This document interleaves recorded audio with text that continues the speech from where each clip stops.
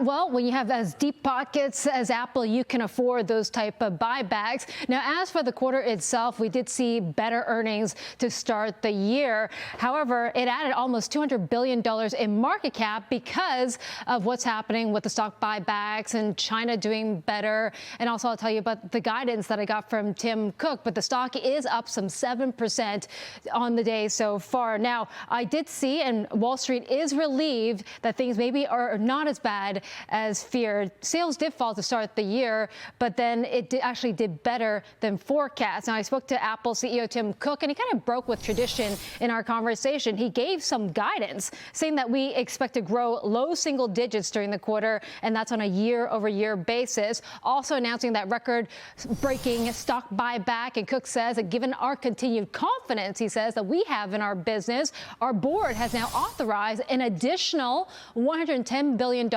share repurchases, and we are also raising the dividend. Now, as I mentioned, it helps when you have $162 billion in cash on hand, as Apple does. And just to put that $110 billion in context for you, as you mentioned, it's monstrous. It's larger than the average size of an S&P 500 company. It's also bigger than a Boeing or even Deere and their market cap. Now, it also is helping the stock that China, as I mentioned, put in better numbers, and Cook telling me that it's the most competitive market in the world. There's no doubt about it, and it has been, and it continues to be. And if you look at how we did on iPhone before adjusting for the extraordinary supply disruption from a year ago quarter, we actually grew on iPhone in mainland China. Now, there were reports that maybe Apple's losing to local competitors like Huawei. iPhone sales may have been down by as much as a fifth to start this year. But I'll show you that Wall Street has a lot of relief today. At least 7 price target hikes. Morgan Stanley is calling 216, so 20% upside for the stock.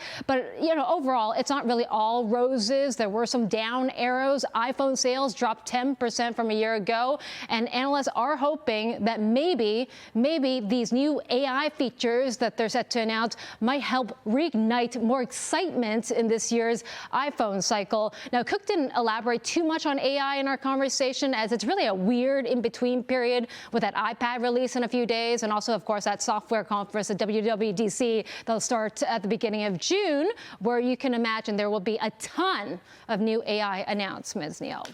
That's the charm, right? If you attach yourself to AI, I'm going to start putting on a business card made with AI and just see what happens. Hey, but you know, the good part is in the future on Fridays, we don't have to do this in person anymore. It could all just be AI. Well, Wouldn't that be fabulous? we don't want to push our luck here. It's, you know, it's a double-edged sword.